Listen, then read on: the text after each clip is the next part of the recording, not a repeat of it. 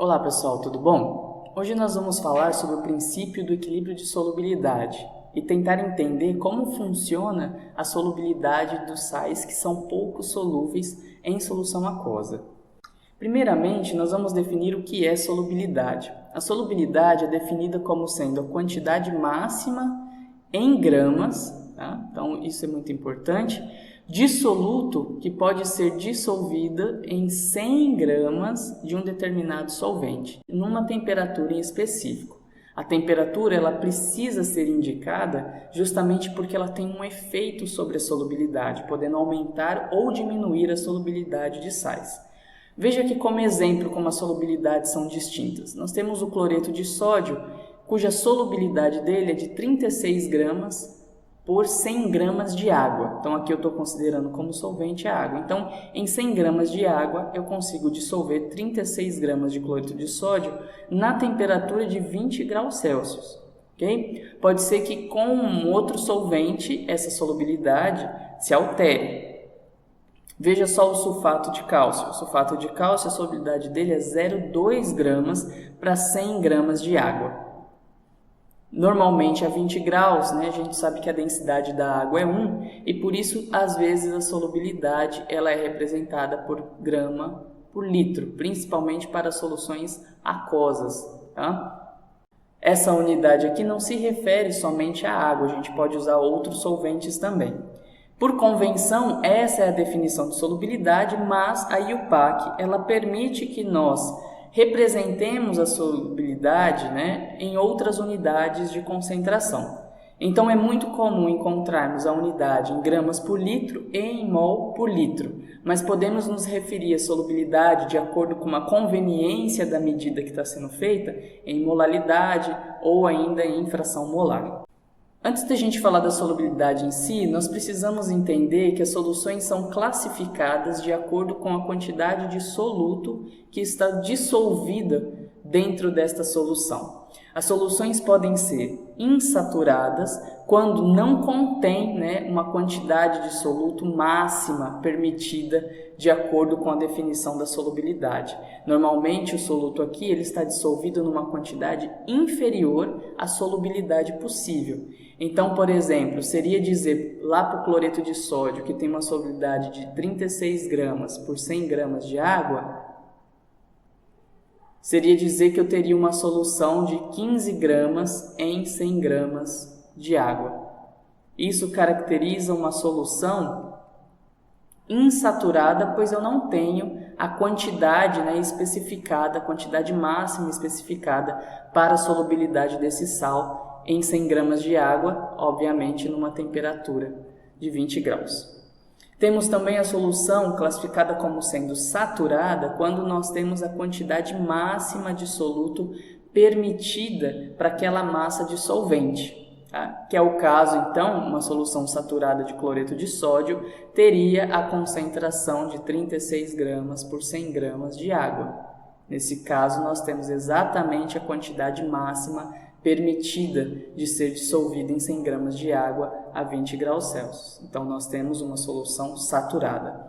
E temos, por fim, a solução supersaturada, que contém uma quantidade de soluto dissolvido, tá, superior à quantidade máxima permitida teoricamente. Seria dizer que para essa mesma solução de cloreto de sódio, eu teria, por exemplo, 38 gramas dissolvido em 100 gramas de água.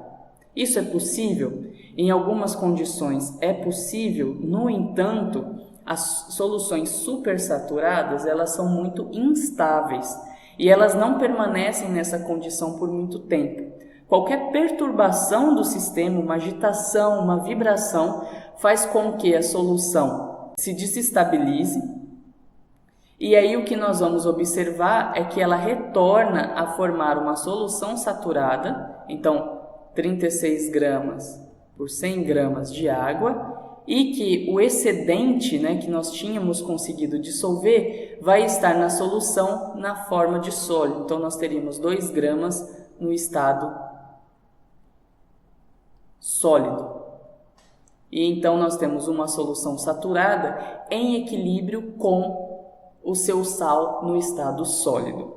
O que é então o equilíbrio de solubilidade? Dado então as definições anteriores, vamos entender do que se trata esse equilíbrio. Dentre os equilíbrios iônicos que nós estudamos, o equilíbrio de solubilidade ele é um equilíbrio heterogêneo, significa que eu vou ter o equilíbrio entre duas fases distintas. Neste caso, nós estamos tratando de sais pouco solúveis. E há também o equilíbrio de solubilidade de líquidos immiscíveis, que não será abordado aqui porque o foco é o equilíbrio iônico. Então, nós temos um equilíbrio heterogêneo entre um eletrólito pouco solúvel, tá, e os seus íons que estão, então, liberados em solução. O que isso quer dizer é que, por exemplo, se eu tiver um sal pouco solúvel, como é o caso do cloreto de prata, uma pequena fração do cloreto de prata se solubiliza.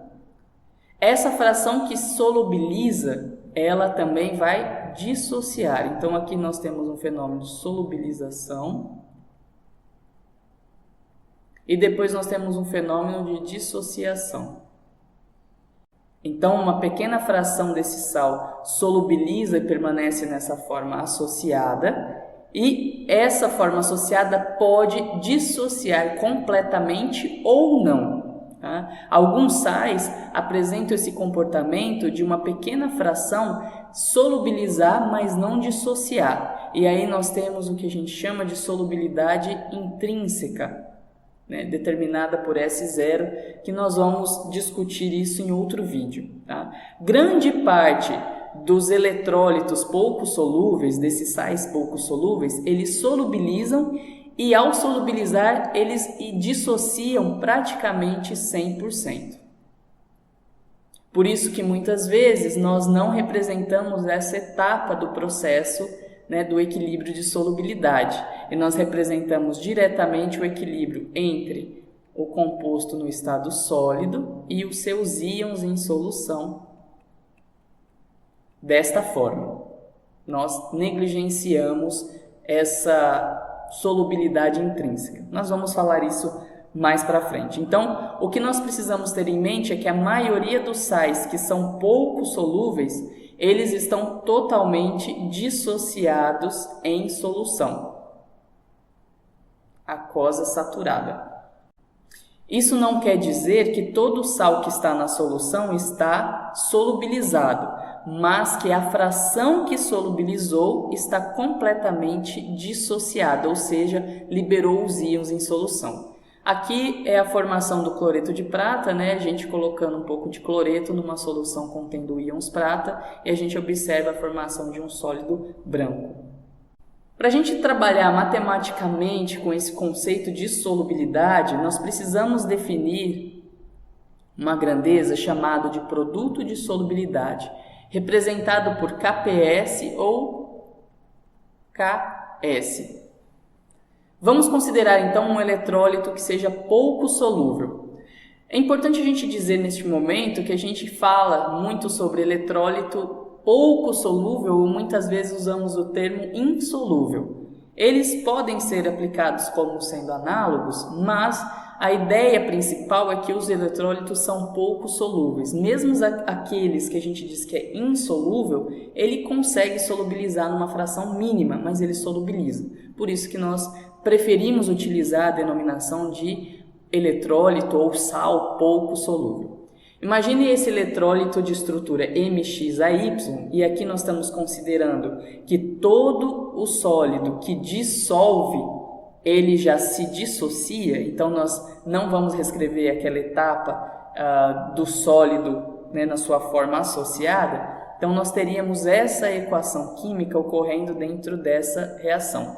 Então, uma parte do sólido permanece aqui na solução e uma parte já se solubiliza e dissocia formando os íons M e A, né? Ma e A-. Então, nós temos aqui uma expressão geral para um sólido formando estes íons. Tá? A constante de solubilidade ou produto de solubilidade representada por Ks, ela segue a lei de ação das massas, né, que nós já estávamos utilizando nos equilíbrios ácido-base, em que nós representamos os produtos divididos pelos seus reagentes.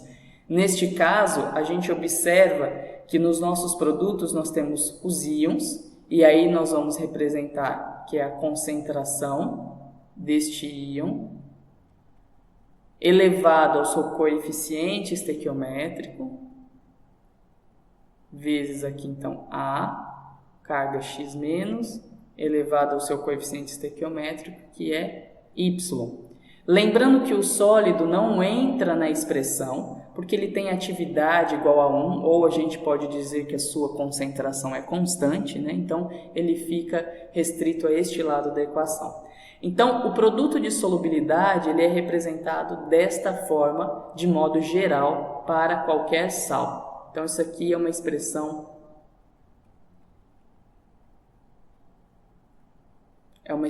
geral para a determinação do produto de solubilidade.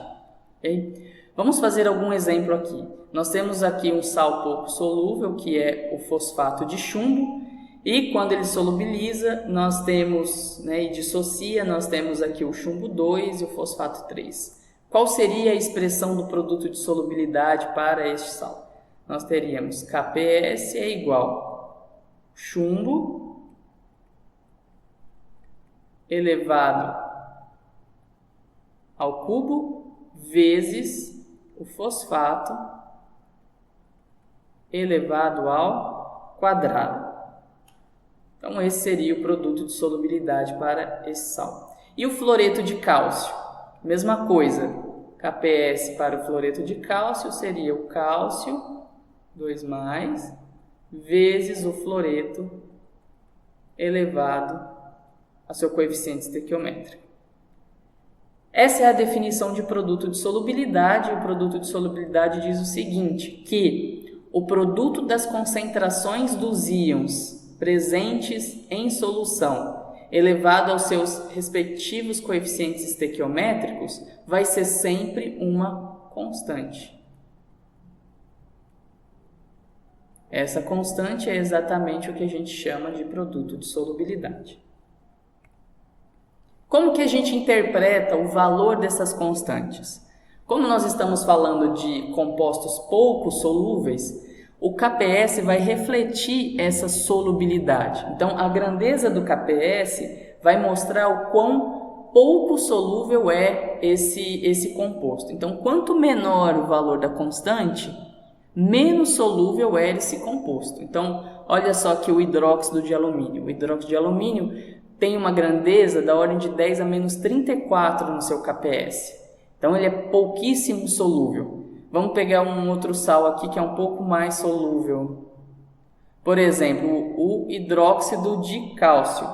Ele tem uma grandeza de 10 a menos 6. Tá? Então, quanto menor o valor de KPS, menos solúvel é o composto.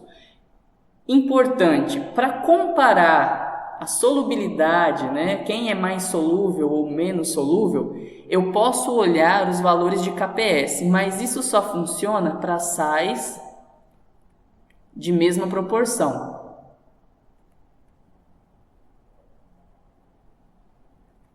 Estequiométrica.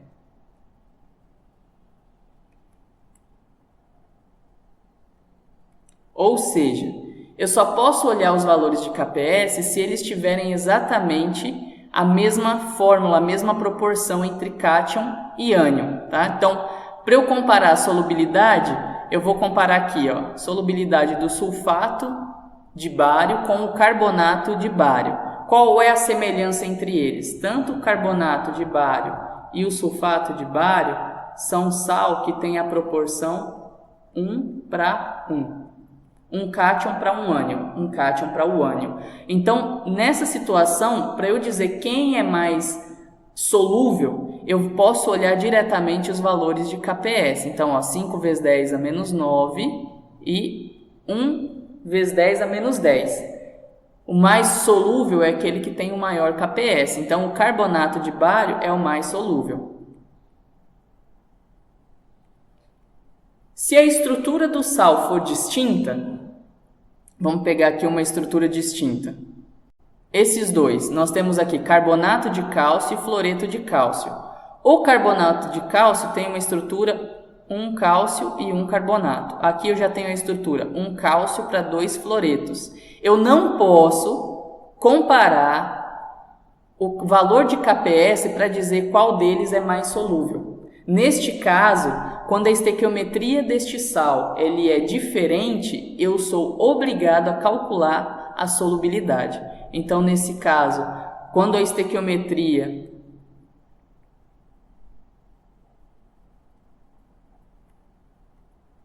é distinta,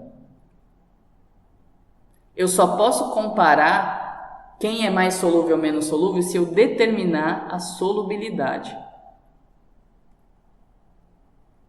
de cada um e comparar os valores obtidos nessa determinação. Certo? Então, isso é muito importante porque há um equívoco muito grande de se olhar somente o valor de KPS para dizer se aquele composto é mais ou menos solúvel do que outro. Lembre-se, mesma proporção, eu posso fazer a comparação. Proporção distinta, eu não posso fazer essa comparação somente com o KPS. Eu tenho que calcular a solubilidade, o que nós veremos numa próxima aula. Ok, então nós definimos o que é o equilíbrio de solubilidade, então nós já partimos da ideia que nós temos alguns sais que são pouco solúveis em solução aquosa. Mas e aí, será que eu consigo prever, a partir de uma determinada mistura, se vai ocorrer ou não a formação de um precipitado em solução? Nesse ponto, é importante dizer para vocês que nós temos que revisar aquelas regras de solubilidade para saber quais sais são pouco solúveis em solução aquosa e quais sais são solúveis em solução. Isso facilita muito a previsão que nós vamos fazer neste momento. Enfim, matematicamente, para a gente saber se ocorrerá ou não a formação de um precipitado, nós temos que partir do conceito de produto iônico. Nós vamos comparar o produto das concentrações molares presentes na solução daqueles íons, o produto dessas concentrações molares elevado aos coeficientes estequiométricos. E aí, ao comparar o valor desse produto iônico com o valor do KPS, nós conseguimos dizer se haverá ou não a formação de um precipitado em solução. Logicamente que o produto iônico ele é determinado de forma semelhante à determinação do produto de solubilidade. Qual é a diferença? A diferença é que nós aqui não estamos assumindo que o sistema atingiu ainda o seu equilíbrio e nem que o produto de solubilidade foi atingido. Para que haja precipitação, o produto de solubilidade tem que ser atingido, senão não haverá precipitação. Então nós temos o seguinte caso: quando o produto iônico for menor que o KPS, significa que a solução não está saturada e eu tenho uma quantidade de soluto ali ainda dissolvida, menor do que a capacidade máxima que aquela solução permite. Então nós temos uma solução não saturada. Se ela não está saturada, nós não vamos observar a precipitação. Se esse produto iônico for igual ao KPS, nós temos uma solução saturada e nós atingimos a solubilidade máxima daquele determinado composto na solução. Neste momento, nós ainda não temos o equilíbrio heterogêneo. Lembra que para ter o equilíbrio de solubilidade, eu preciso ter a formação de um material sólido, no fundo da solução ou disperso nessa solução. Quando ocorrerá então a precipitação? A precipitação ocorrerá quando esse produto iônico for superior ao valor do KPS. Nesse caso, nós temos a indicação de uma solução supersaturada e metastável. Lembra que uma solução supersaturada ela não é estável e qualquer perturbação transforma ela numa solução saturada em equilíbrio com o seu sólido. Logo, neste caso, eu tenho um equilíbrio de solubilidade e eu vou ter a formação de um precipitado. Então, nessa condição, quando o produto iônico for superior ao KPS, nós vamos observar a precipitação de um sal em solução. Vamos fazer um exemplo para deixar isso bem claro. Vamos considerar aqui o sulfato de bário, que é um sal pouco solúvel, cuja o KPS é 1 vezes 10 a menos 10. Imagine que eu tenho 1 litro de solução e nesse 1 litro de solução eu tenho 0,001 mol de bário, né, 2+, e 0,0001 mol de sulfato. A pergunta é: haverá precipitação do sulfato de bário? Então, nós estamos tratando desse equilíbrio aqui, ó, o sulfato de bário, que é um sal pouco solúvel, e em equilíbrio com seus íons. Bário 2+, mais sulfato 2-, ambos em solução aquosa. Esse seria o equilíbrio que nós estamos tratando. Sabemos que o KPS para esse equilíbrio, né, o produto de solubilidade, seria 1 vezes 10 a menos 10. Como eu vou avaliar se vai ocorrer ou não a precipitação? Eu vou calcular o produto iônico. O produto iônico ele é calculado pelo produto das concentrações dos íons em solução elevado aos coeficientes estequiométricos. Como aqui é 1 e aqui é 1, logo vai ser a concentração de bário vezes a concentração do sulfato. Qual é a concentração deles em solução? A concentração deles é o seguinte: eu tenho 0,01 mol em 1 litro. Então, eu tenho 0,001 mol por litro, vezes, e o sulfato, 0,001 mol em 1 litro também. Esse é o produto iônico, produto das concentrações. Isso vai dar um resultado de 1 vezes 10 a menos 7. Ok, calculei o produto iônico. Agora eu vou comparar o produto iônico com o valor de KPS.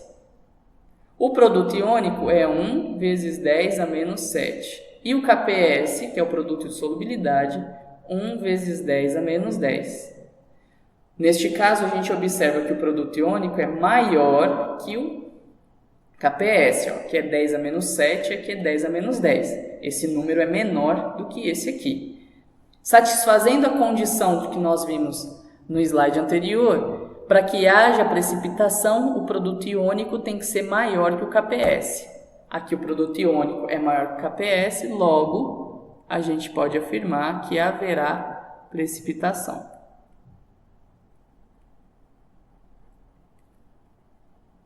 Do sulfato de bário. Importante, quando nós vamos fazer o cálculo do produto iônico, as concentrações que são utilizadas aqui sempre devem estar em mol por litro. Então, toda vez que nós formos tratar do equilíbrio e dos cálculos envolvendo o equilíbrio de solubilidade, nós vamos sempre trabalhar com concentrações em mol por litro. Às vezes, as concentrações são apresentadas em outras unidades. Quando isso acontecer, primeiro tem que converter essas unidades para mol por litro e então fazer as substituições no produto iônico, e nós vamos ver também no cálculo de solubilidade que a gente precisa também converter essas unidades para poder fazer o cálculo da solubilidade de sais. Então, esse é o procedimento que a gente adota para avaliar se ocorrerá ou não a precipitação. Para finalizar, é importante que vocês revejam algumas regras de solubilidade para justamente ter a capacidade de avaliar se uma mistura de determinadas soluções vai promover ou não a formação de um determinado precipitado. Lembrando que nós temos sais que são totalmente solúveis em água e que mesmo a mistura de outros reagentes não levaria à formação de precipitados. Então aqui existem algumas regras, vocês podem encontrar regras mais completas em livros didáticos, e nós temos aqui, por exemplo, nitrato e nitrito, todos os sais de nitrato e nitrito são solúveis. Carbonatos, fosfatos e sulfetos são solúveis apenas aqueles da família 1A e do amônio. Os halogênios, nós temos também fluoreto, cloreto, brometo e iodeto, que são insolúveis apenas com a prata, o mercúrio e o chumbo, E assim por diante. Então revejam essas regras para que fique mais fácil compreender e entender, e propor se haverá ou não a formação de precipitados a partir de misturas de determinados íons em solução. Esse foi o princípio do equilíbrio de solubilidade e até mais.